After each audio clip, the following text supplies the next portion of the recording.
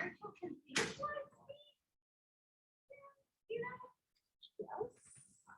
mean, they can be turned off. I don't know that they can be dimmed. But I think that's like I can see a lot better. I'm wondering if on the video on Zoom if they can see her was my only concern with it, but Can you see?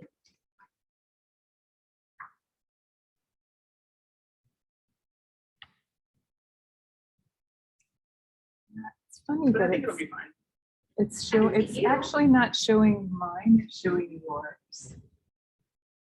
Oh, on these screens, yes, Yeah. it is. 1 second. Because you're not logged into. Oh, Do you have an HDMI? what will happen is that I'll pull up the Zoom so they can see the Zoom. So yeah, Okay. we'll be good. Okay. Good thing she's here. I'll say, that's what I just said, actually. Well, I think you might all have to move up a little bit, so I don't have to. Yeah, you're gonna get hard to hear. Yeah. Thank you.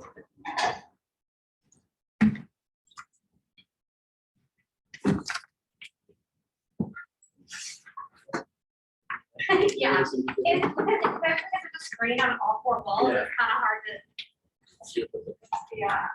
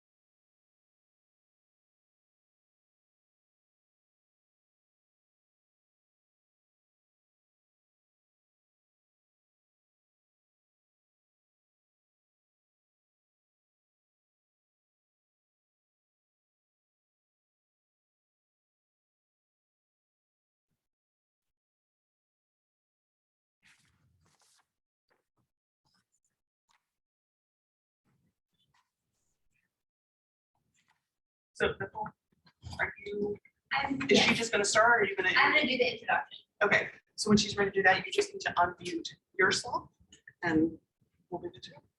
And you guys can. it's Hello, 4:59. hello, everyone who is online. Yes, we're unmuted. Great. Just take care because this does not stay here. Okay, I we will try not literally- to touch it. Well, no, touch it if it's falling. Yeah, Okay. you might need to touch it. Hello. Hello, everyone. We have a couple more joining us. Welcome in person and online to the TIDE conference. This is hosted by both CECAS, the College of Engineering, Computing, and Applied Sciences, and Tigers Advance. And we welcome today Cynthia Barnett. She is an award-winning environmental author and journalist who has reported on water and climate change around the world. Her most recent two books, Rain, A Natural and Cultural History, and The Sound of the Sea, Seashells and the Fate of the Oceans, were both named among the best science book by NPR's Science Friday. She's also author of the water books Mirage and Blue Revolution, Unmasking America's Water Crisis. She has written for National Geographic Magazine, the New York Times, the Los Angeles Times, the Wall Street Journal, the Atlantic, Salon, Politico, Orion, and many other publications. Ms. Barnett is the environmental journalist in residence at the University of Florida's College of Journalism and Communications. So if you will join me in welcoming our distinguished guest. Thank you, everyone. Hello, and hello to the audience on chat and on Zoom. And by the way, I am checking out the chat. So if anyone has a question, I may not be able to see your hand raised, but I can see the chat. So just drop a note in the chat. So hello, everyone. Thank you, Professor Martinez, for inviting me. It's so wonderful to be here, and to Tigers Advance for supporting my visit, and to the college and to Clemson's Rutland Institute for Ethics for this series focused on ethical leadership. Devoting a session to listening in a leadership series makes so much sense. Listening skills are consistently and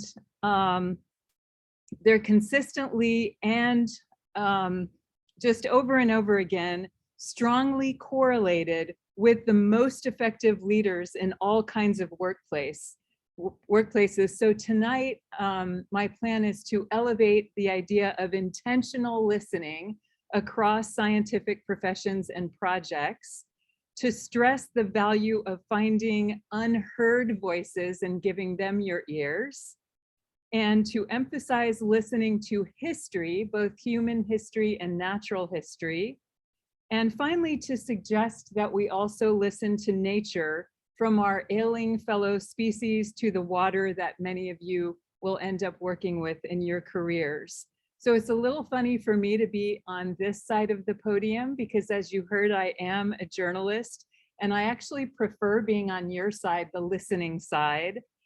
So I plan to leave plenty of time to devote to the final part of this session to listening to you. So I hope you have some questions or comments about listening.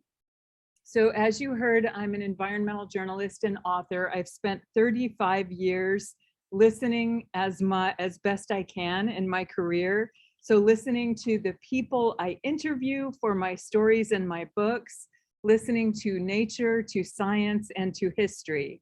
But my favorite qualification for being able to speak with you on the power of listening for leadership and environmental change is that I literally spent 6 years listening to seashells.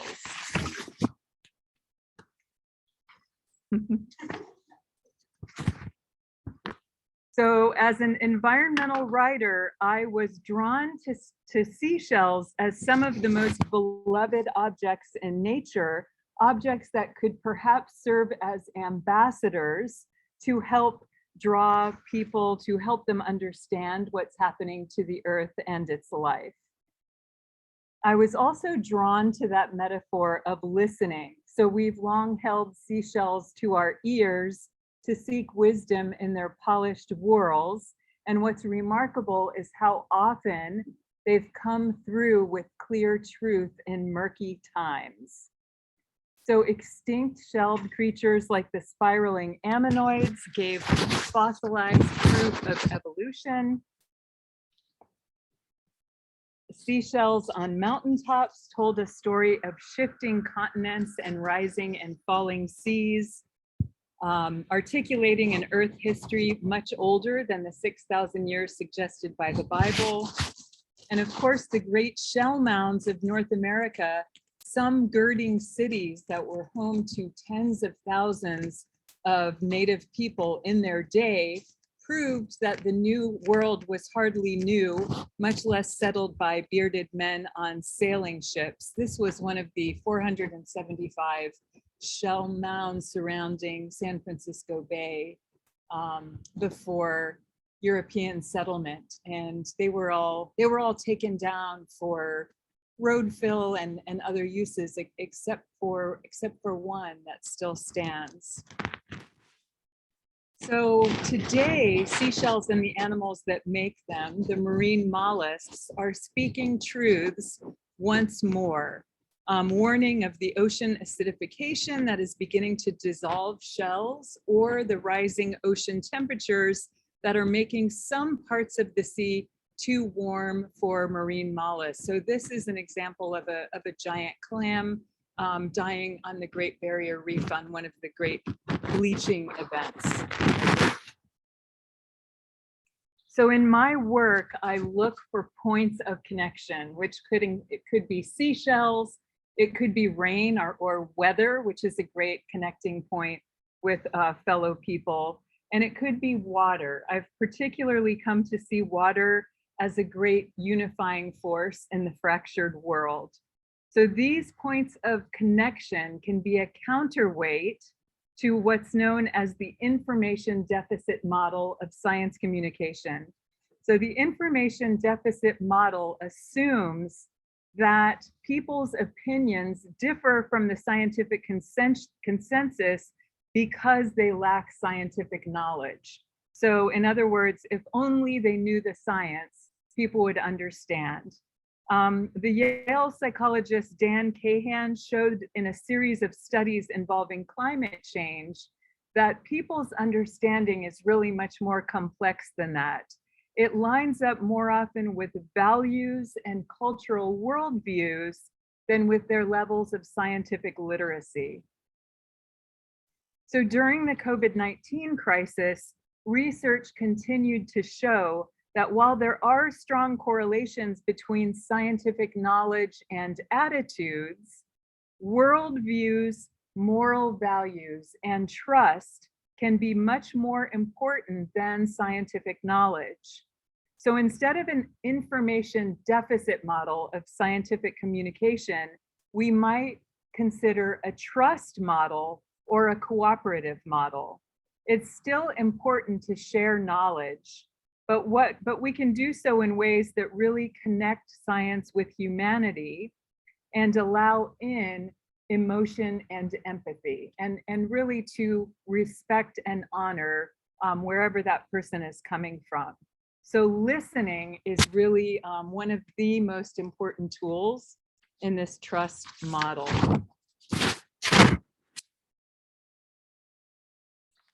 So to give you a few definitions from Merriam-Webster, the dictionary defines hearing as the process, function, or power of perceiving sound, specifically the special sense by which noises and tones are received as stimuli. Listening is different. It means to pay attention to sound, to hear something with thoughtful attention, or to give consideration. So South Carolina is home to one of the most famous examples of hearing without listening in the whole history of science. I tell this story in The Sound of the Sea. Digging in a swamp on a Charleston plantation in 1725, enslaved Africans unearthed the most sensational fossils that had been found in North America up to that point. Their find were these enormous mammoth teeth. So not the tusks you see here, but the teeth in the back. So the African people who found these immediately concluded that they were the grinders of some sort of elephant, an animal very familiar to these people who had found the molars. It would be more than 80 years before scientists discovered that the enslaved people had correctly identified a fossil elephant species before any American or Europeans connected extinct mammoths to living elephants. So there's so many stories like this all through the history of science and the history of science communication. And it's sort of this, it's this incredible story, an incredible reminder that wisdom is not in the places that conventional wisdom tells us that it is. There is so much local wisdom, indigenous wisdom, all kinds of wisdom that is really worth listening to as well.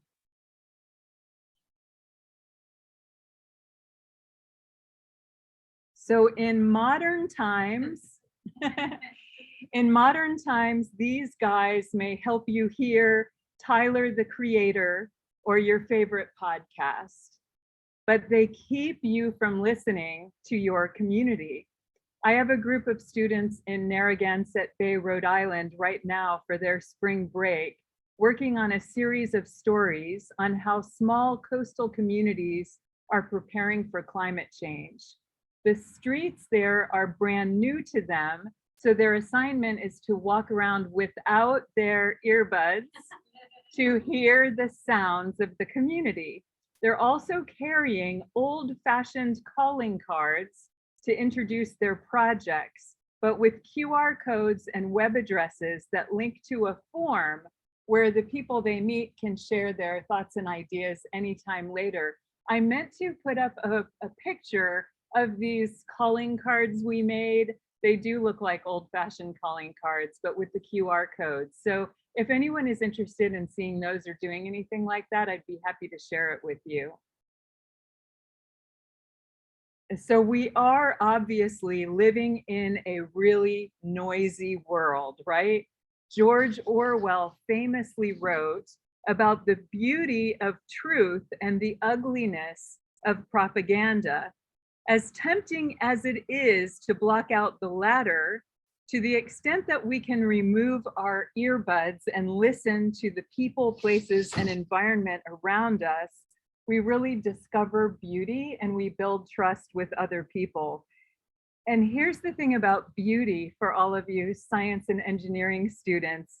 Beauty may seem like a fringe benefit, but aesthetics are hugely important for connecting with your fellow humans and drawing audiences. And I think that beauty is also important for you as scholars and engineers and researchers. It improves the quality of your life. And so finding the beauty really benefits your science in all kinds of wonderful ways.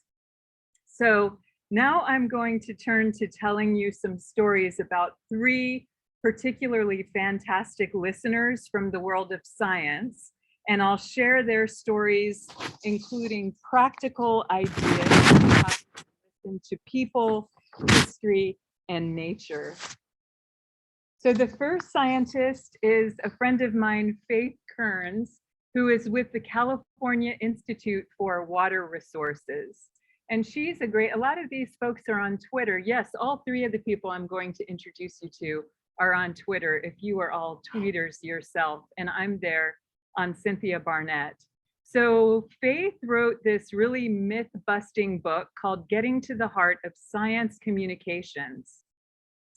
It's focused on the human relationships that are so important in science communication. One of the students was asking me earlier in a session earlier today, do I know scientists who have become communicators? And she's an example of a person who earned her PhD and was a scientist, but had a real knack for communication. So she's kind of moved into the realm of science communication. So those human relationships are particularly important when your work involves traumatizing events associated with climate change, including floods or wildfires. So Faith writes about the ethical imperative to center listening as both an academic and a professional obligation. She stresses listening for what you don't know.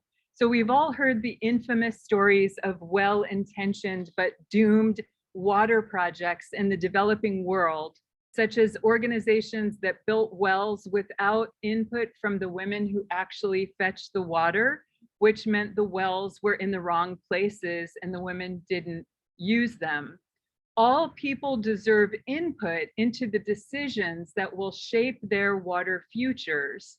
Those NGOs should have listened for what they didn't know rather than acting solely on their perceived expertise. So Dr. Kearns stresses the need to elevate community expertise on par with academic expertise, agency expertise, or your engineering firm's expertise. Starting any project by listening to the community makes engineers and scientists better prepared, builds trust, and can save years of time and avoid wasteful or even dangerous mistakes.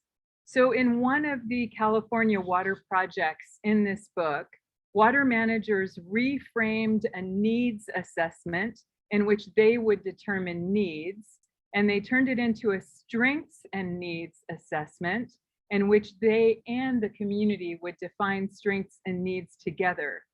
that listening exercise revealed a lot of things, but one of those things it revealed was this unrealized need for multilingual staff on the project. There were speakers of languages other than English who were completely kept out of this project before they realized it, and hired staffers who could speak multiple languages. That in turn expanded the listening capacity and trust among new groups of stakeholders. So the water manager who tells this story in Dr. Kern's book concludes, we have to get past the we know what they need mode of research, resource management to make better, more lasting, more ethical decisions on behalf of communities. So that's Mike Antos of Stantec Consulting.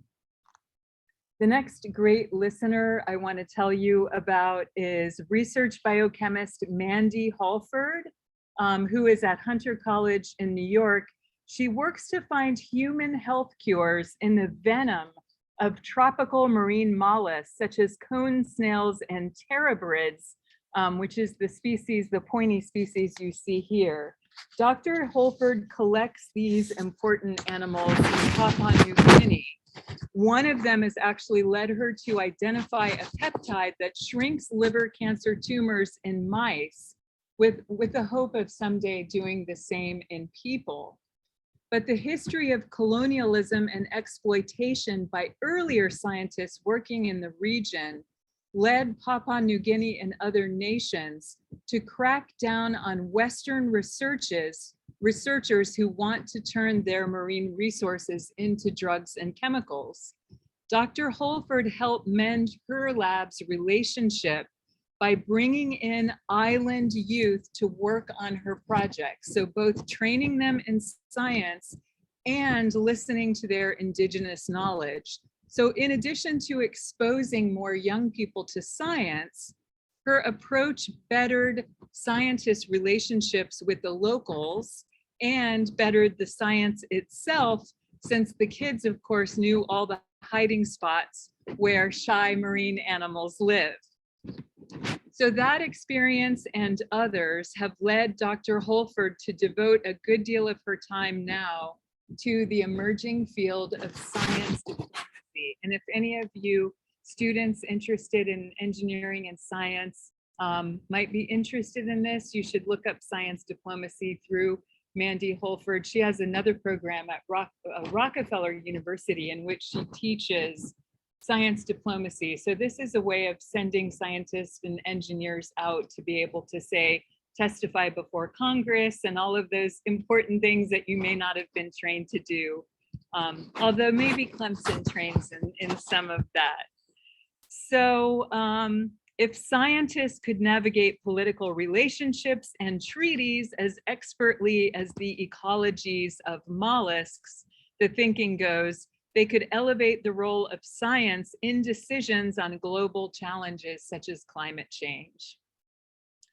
So as the late Colin Powell put it, diplomacy is listening. Diplomacy is listening to what the other guy needs, preserving your own position, but listening to the other guy. You have to develop relationships with other people, so when the tough times come, you can work together. So the third scientist I'm going to introduce you to is David George Haskell, the last great listener you'll meet. He's a professor of biology and environmental studies at the University of the South.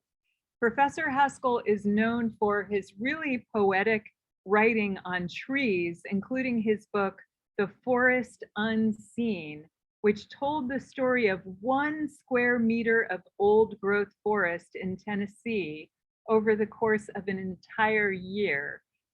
It is really an amazing book. I highly recommend it.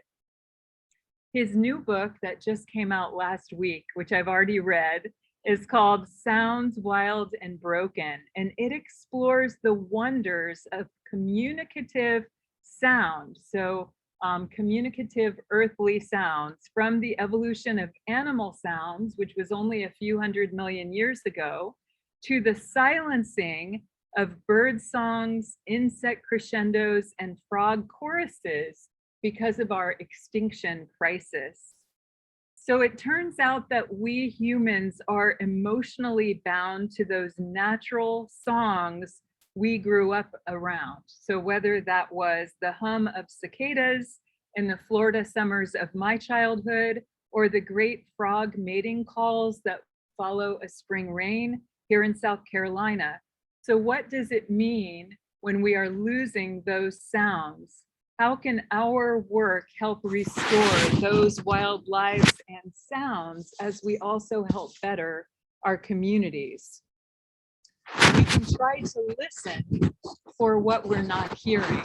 We can also listen to marginalized voices and to youth.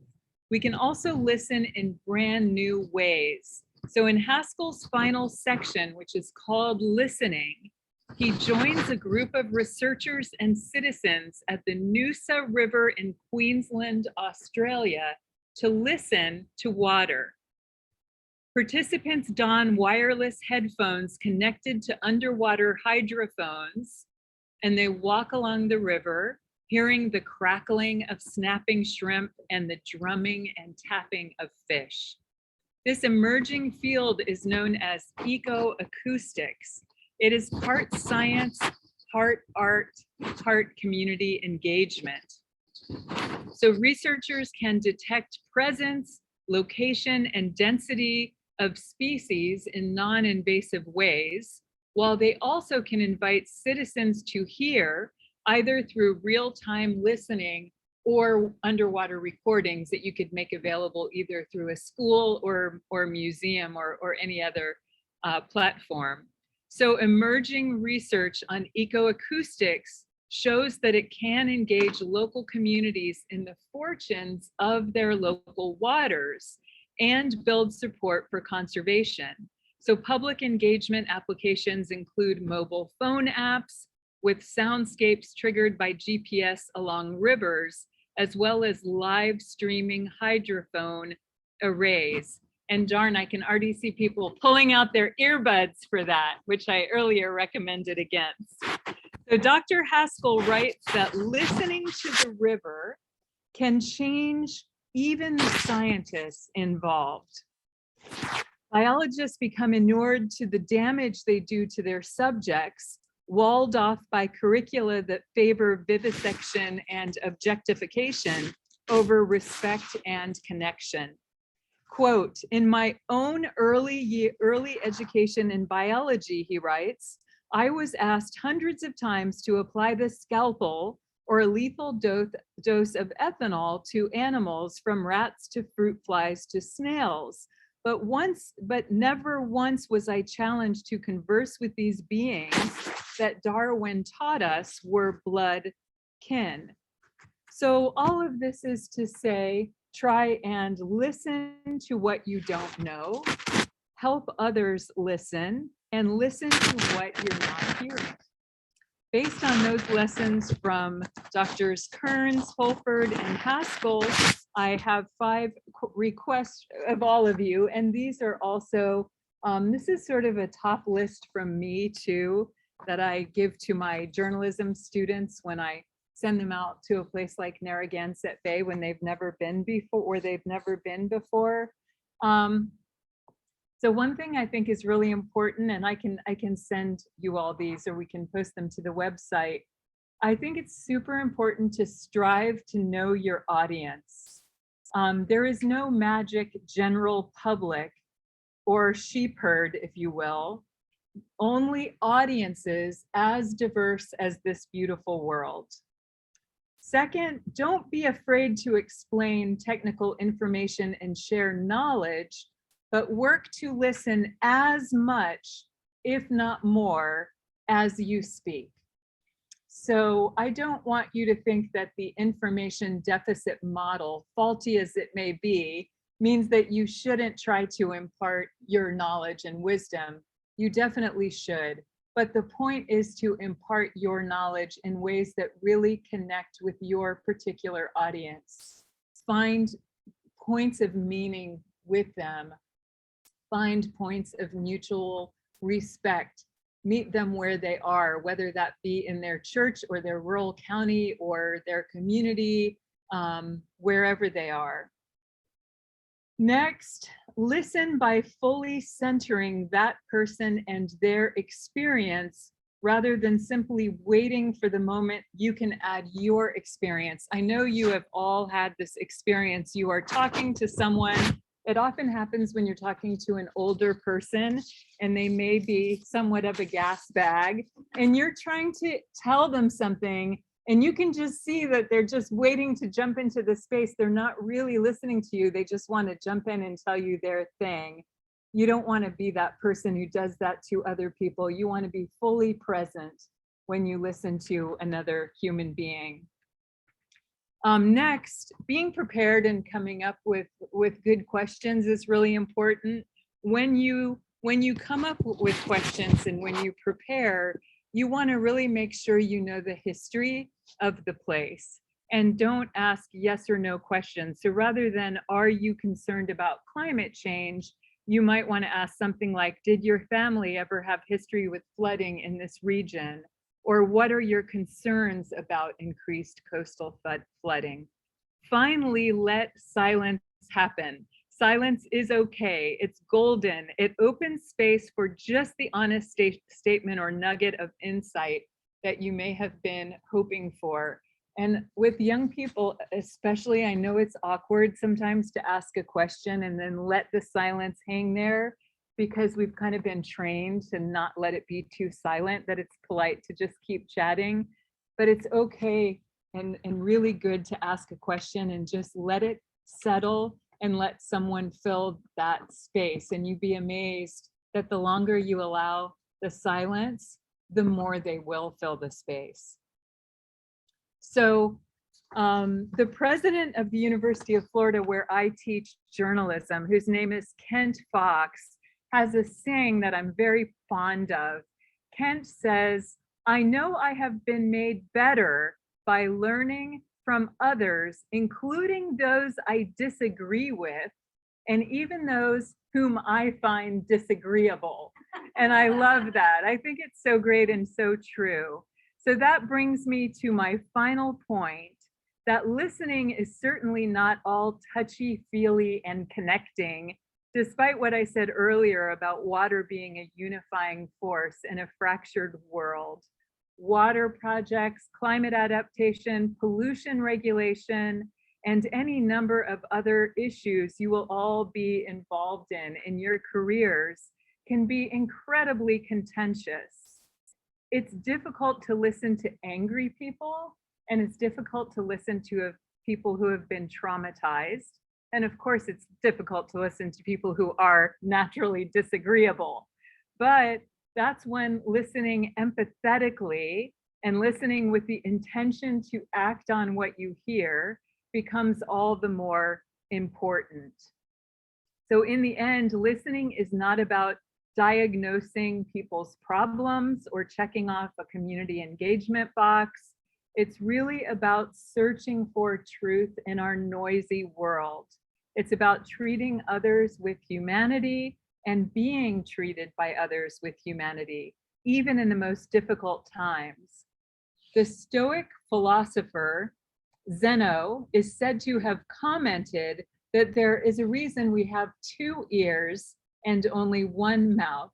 Let's put them to their best use for ourselves, for each other, and for the natural world. So now I want to listen to you, and I would be delighted to hear and listen to your comments and questions. Thank you again for inviting me.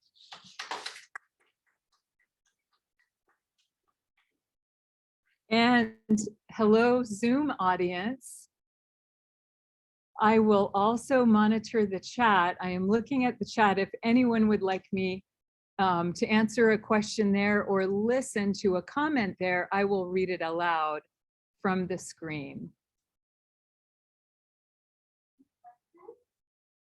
I know Dr. Stewart Nickel probably has I know, I was listening, so I haven't been thinking about my question. I do have a question, but I'm thinking about how to ask it. I can tell you about this dog, Jack, and why I put Jack here while we're waiting for the question to be formulated. This question better be good. It's not that good. So this is just a journalism school thing. Something I teach journalism students, something we all journalism teachers teach journalism students is to always get the name of the dog. And it's just like, it's kind of a way of listening and writing a good story. You really want to be there and get what you can, to not just see the dog or know the dog you meet with the person, but to get the dog's name. And I love this dog's ears. And this is an award. This dog got the, what is it? Guinness Book of World Records. He got the Guinness Book of World Records award for the biggest ears. And they're so big, he's in Germany. And they're so big that he trips over them sometimes. But anyway, I feel like it's dangerous to quote Greek philosophers because invariably there will be, 90% of the sources that you find on Google Books will say Zeno said this. And then there'll be 10% prickly people say somebody else said it. So I actually usually don't quote Greek philosophers, but I really like this quote. So I decided to stick Jack in there to take the attention off the Greek philosopher. Did I give you enough time? Yeah, I have two questions. Okay. One is I really like the 5 challenges. Yes. For us.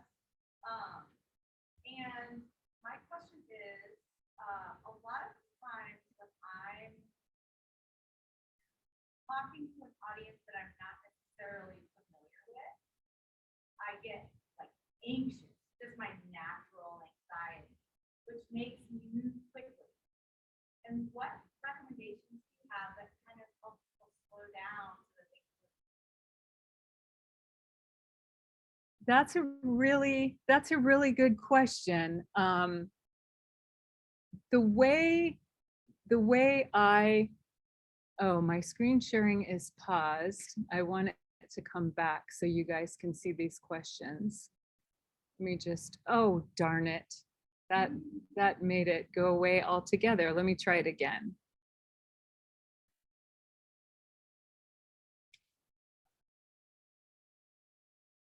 All panelists. Okay, I can't help you. that's all right. It doesn't want me to share screen anymore. That's okay.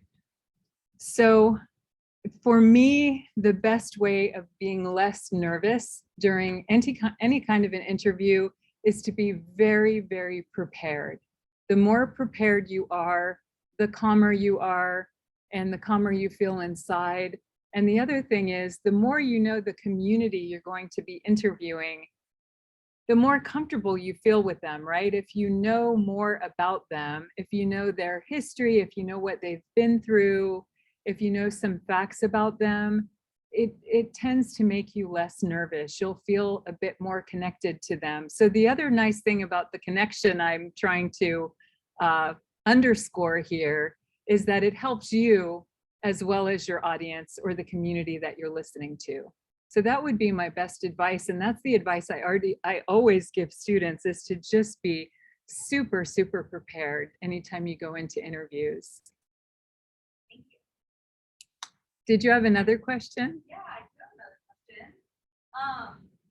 How did you become interested, not necessarily in journalism itself, but in the environmental journalism? Or I guess which came first? Yeah. Interested in environmental science or journalism? No, journalism. So I am a journalist through and through. I was the editor of my Girl Scout troop newspaper. I broke a big story in that newspaper and felt very excited by it, and just like never lost that adrenaline of, chasing after a story and getting excited about something. Moreover, I really value the role of journalism in a democracy and the watchdog role of journalists as, independent people who can go in and expose propaganda and, whether it be on spending or whatever it is. I love all that stuff. So that's what I did earlier in my career.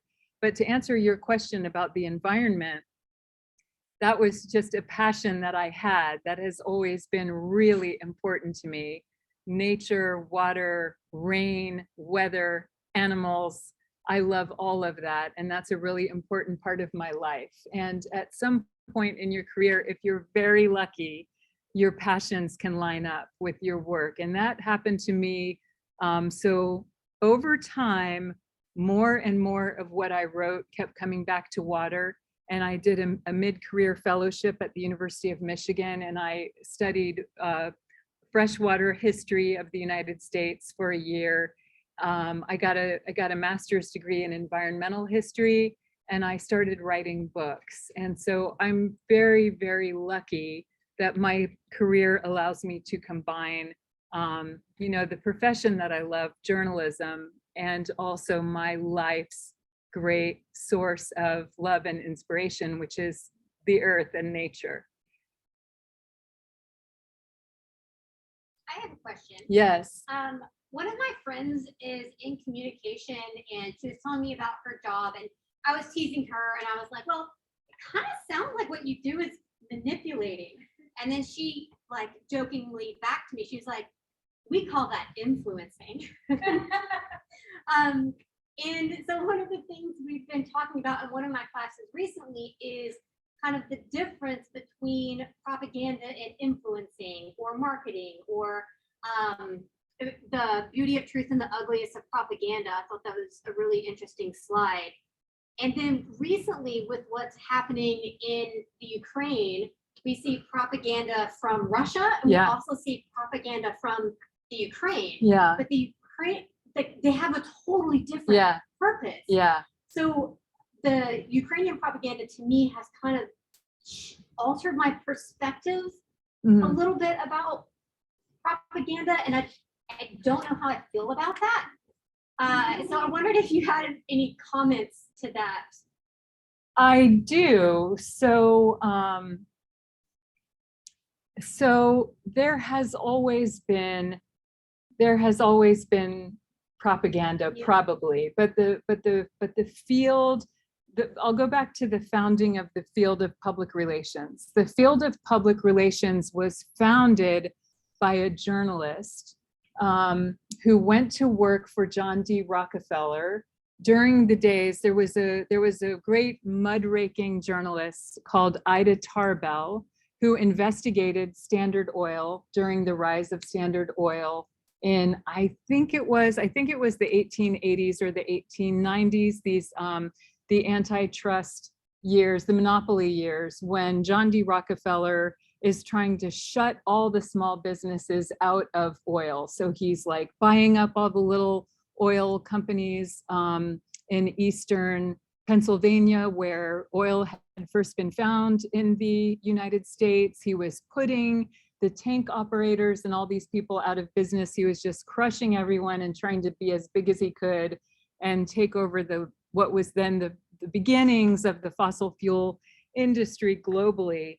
This woman reporter named Ida Tarbell did a really incredible series of articles, investigative articles about John D. Rockefeller, and exposed a lot of business wrongdoing to Americans. And people were very upset about his business practices and all the small businesses he had crushed. So he hired a journalist named Ivy Ledbetter Lee.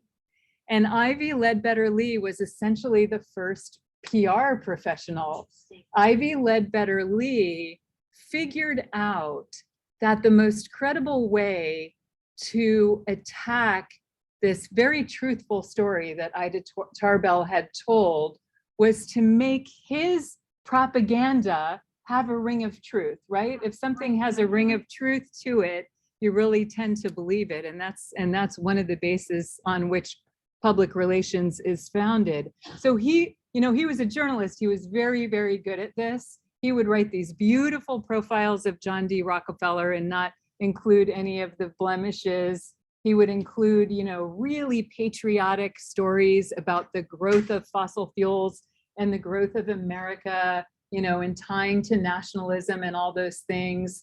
And he really, he did well. As you know, Standard Oil became one of the largest oil companies in the world, and John D. Rockefeller became the richest man in America. So people were still upset about John D. Rockefeller, but he really spun it.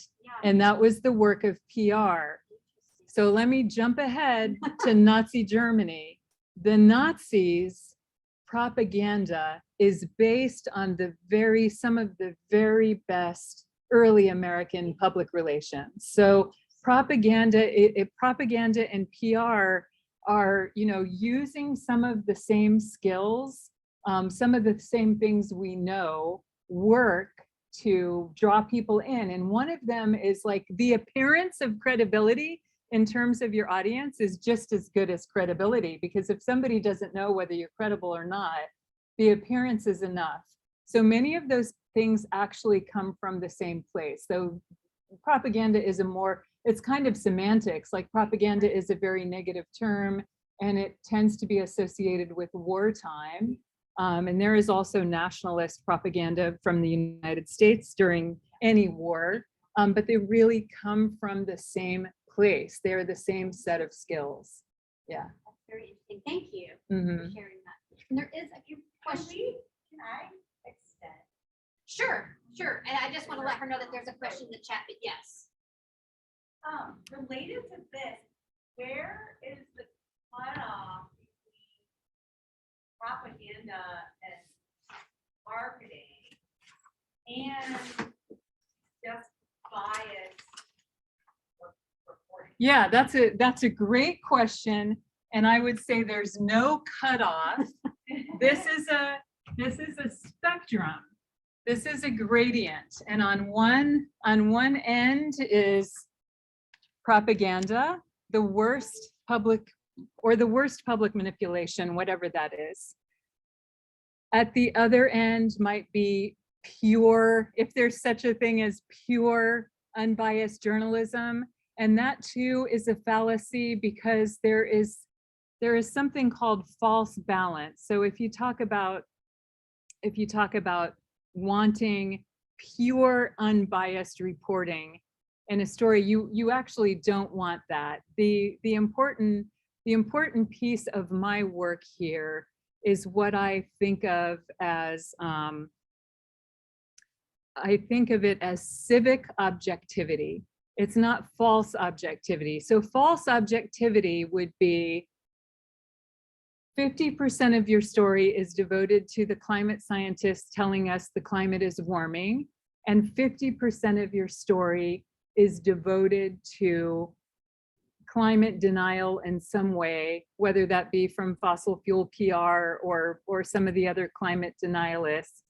If you devote 50% of your story to each of those sides, that's not accurate reporting. It's not civic objectivity.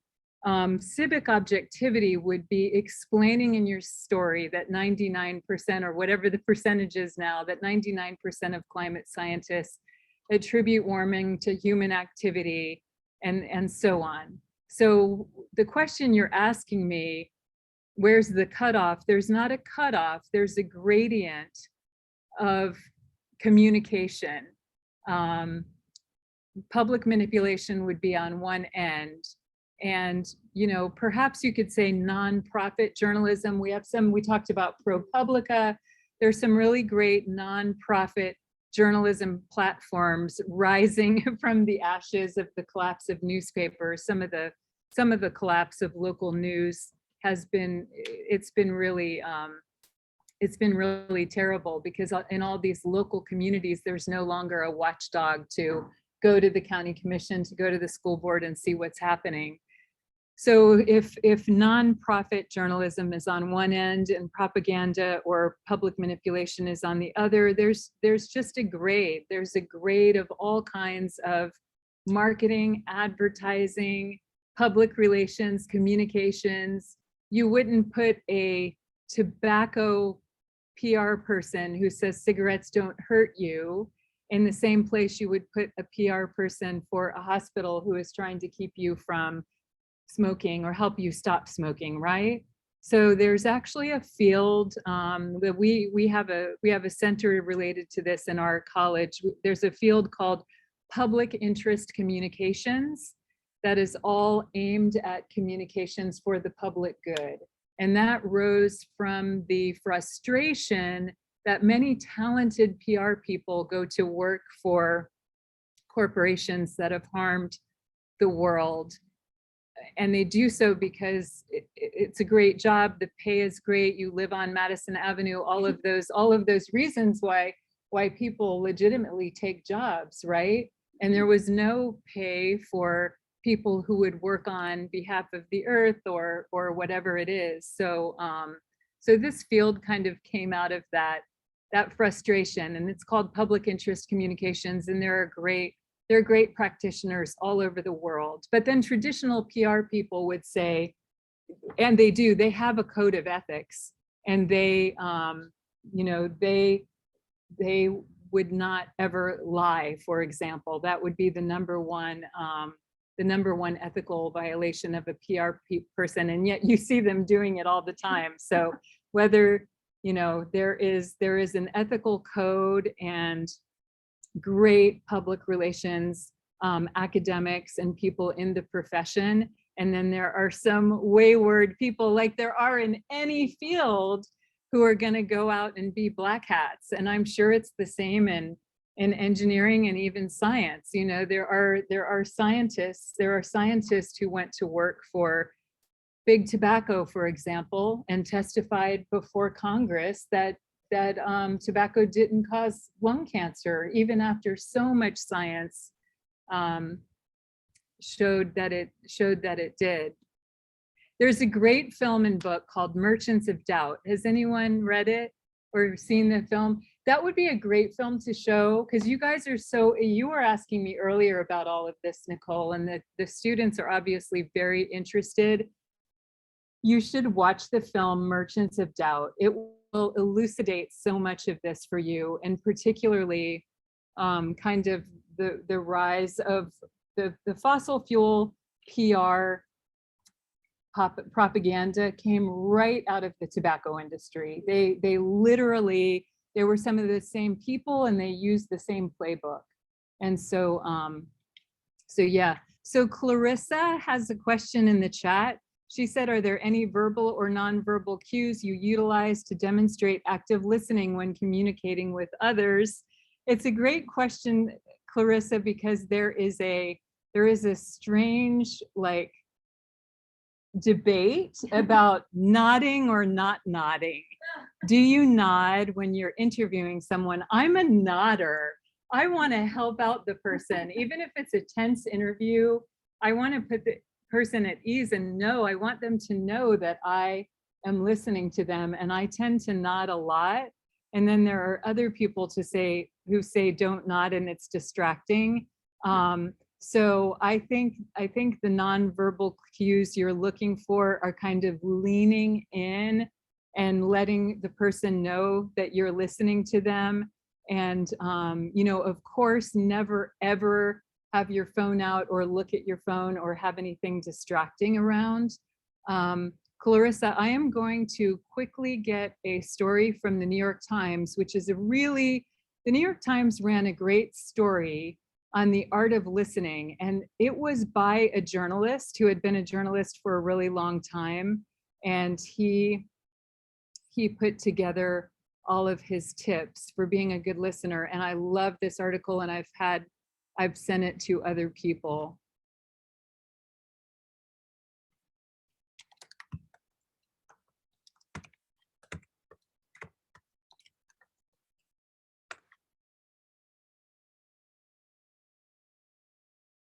Let's see. That's not it. The New York Times has done a lot of stories on the art of listening. Maybe it's this one, the fine art. Nope, it's not that one. This is a very popular topic, isn't it? Here's one by a CIA agent. So of course, I can't find it right this moment. So what I'll do is send it. I'll send it later and share it with you because it's really great. There are a lot more tips than I gave you.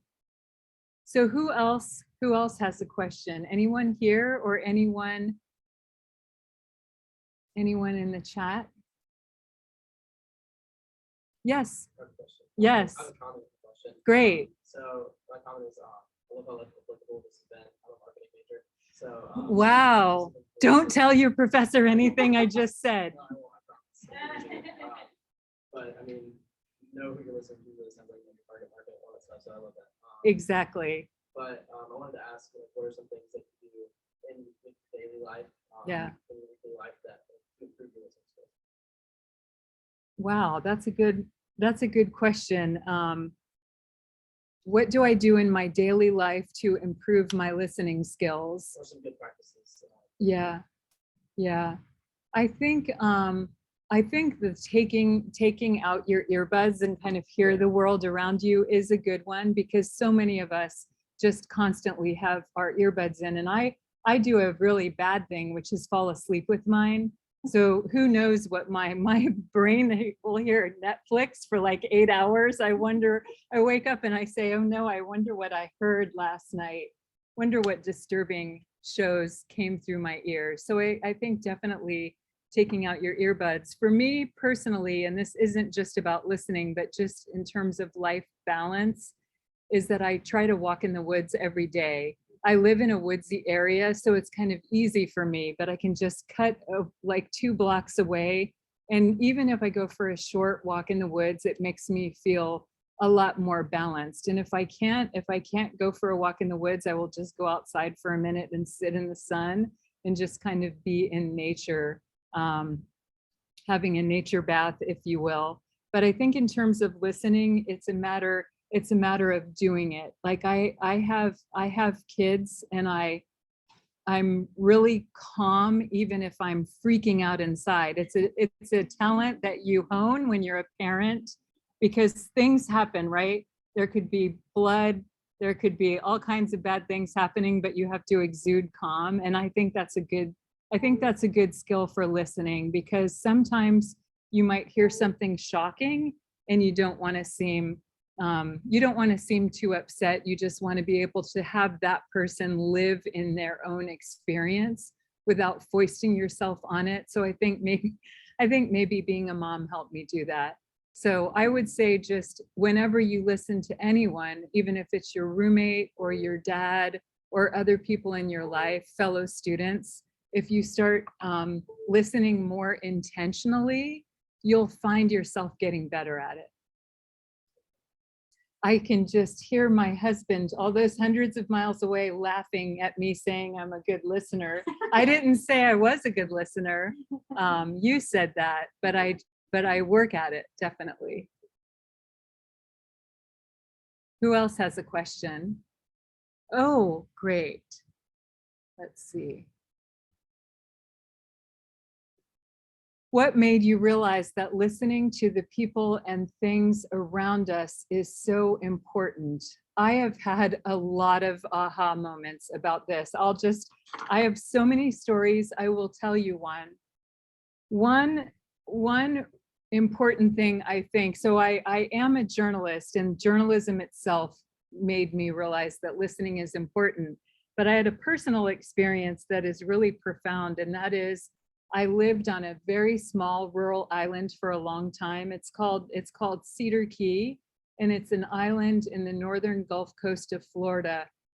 Quite rural. The people are, deeply Southern, and I also come from a deeply Southern family, so I related to the people on this island. They were mostly fishing families, but my husband and I are both writers, and they accepted us as writers. And I noticed over time that people and this is the university where I work now, but I didn't work there at the time. I noticed over time that university researchers would come there and kind of foist themselves on the island and never make very good connections in the community. They wouldn't even ask questions. This one fisheries scientist actually applied for a major NSF grant that involved local fishing density and even was going to use local fishermen, but never talked to the local fishermen before he applied for the grant. He applied for the entire grant before he saw the island because he just figured it would look great. So a lot of things like that happened when I was living on this island, and I loved the people on this island, and I still love the people there, even though I moved later. And I really felt bothered by so much of that, because the people on the island are more resilient than anyone gives them credit for. You know, they're very good at managing their fishery, and you find this in a lot of parts of the world and on a lot of islands where people are doing, where outsiders are doing research. So I would say that that experience had a profound impact on me.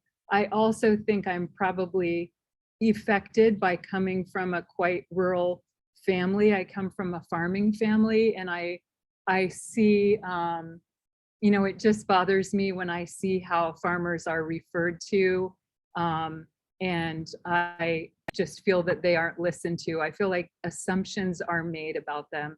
So setting aside assumptions, I mean, everyone has assumptions, but back to your question, I think setting aside assumptions is a really good practice to get into. And sometimes that can be hard because you just react to something, but I think it's really important. We Anyone probably have else? time, yeah, for one more question, I think. Maybe two if they're quick, I don't know. Yes. So, what would you say is the responsibility of the engineer and scientist? It is communicating their practice. I think it's an ethical imperative. So anytime you're doing anything in any community or neighborhood, it seems to me your ethical imperative is to let the community know before the first plan is drawn, before the first line is drawn on the first plan, because that community may know more than you do. They may know some really interesting history about what the river does in flood times or whatever it is. It's an ethical imperative in so many ways, no less to the community itself. And I think most engineers would say the same. And I think most colleges of engineering, do you guys, who's an engineering major here? Do you all take, how many hours of ethics do you have to take? Uh-oh, Yeah, you don't have to take ethics? they're required to take humanities, but they're not required to take ethics specifically. Okay, well, it could be that your ethics curriculum is wrapped into another thing. Is there like a beginning engineering class Yes. that everybody has to take? Do you talk about community engagement in that class? We talk about it in a few of our classes. Okay, Kind of like briefed over. okay. Kelly, were you gonna make it? Like talking about engineering ethics, like that has been like my favorite Dr. Martinez, I talked to her so much time. But I wish there was a course specific for all engineers, especially early on in their engineering story. Like how to do what exactly they're doing, because you said that it's imperative for an engineer to talk to the students, tell them directly what they're doing, why they're doing it, and along with some reasons for the public to accept it. But I was just talking to her earlier this week. There are some people who are just not great at being able to way that the public can accept. And so I feel like communication is part of engineering was you need to know how to map 4 hours. Yeah. You have to do all these things. Yeah. When it comes to communication, like that gets across the public in a very common place. Mhm. It's very difficult. It's like a very big speed bump that we can't get over. There are some people who can do it and do it very well. But typically people aren't the head of the project. Right. They always want the head to represent the project. Hmm. Hmm. So, I just wanted to I think that's a really important comment and a really important part of engineering training. I totally agree with you about that. And like I said, I think the best and most ethical engineers feel the same way. And engineering professors, I think the best classes will always include an element of ethics or an element of communications. And if it's not, if you don't have it, then I hope you will seek it. Like you can always, you can always learn to be a good communicator, and you might naturally be one. But there are lots of, like my friend Robert, who we're having dinner with tonight. He works for Black and Beach, Robert Osborne. And the way I met him is that he's a really great communicator. He had read my first book, and I can't remember, back then he was a blogger, now he's a podcaster, but whatever new thing comes along, he picks it up, and he's very good at it. He's very charming, and he's really good at dealing with the public and his fellow engineers. And those kinds of people are the kind of people you want to tap for your professional. When you have a professional conference, you can ask the person who's best at communicating to do a workshop. And that's the way you all will help get better and better at it. But the key is just to be human, right? And every time you do a project in the community, you can figure out ways to meet with the community and get to know people, and your work will be richer for it, and your project will be better for it. I think this person is IE industrial engineering. Okay. Rachel says I am in IE and I have to take an ethics class. Great. So IE good math. to know. Yeah. And the new Global Challenges general curriculum is incorporating that. So it's what you were saying earlier, a lot of like the societal issues, Yeah. engagement and ethics are kind of being interwoven Yeah, into yeah. the curriculum. Yeah.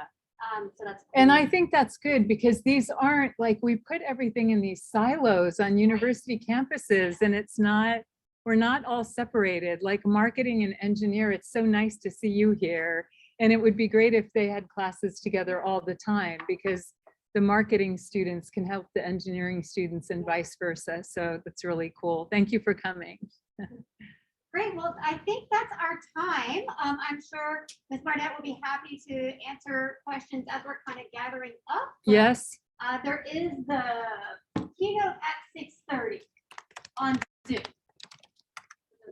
And I'm putting in my email in the chat in case anyone in the chat didn't want to ask a question. You are welcome to email me. And everyone, thank you so much for coming. I really appreciate it, and take care. Thank you.